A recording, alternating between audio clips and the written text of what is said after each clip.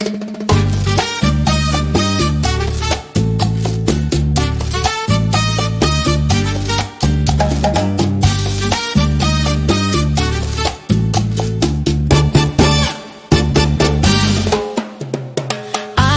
ipakita ang tunay na atleta, ang galing ng bawat isa, ang tunay na diwa.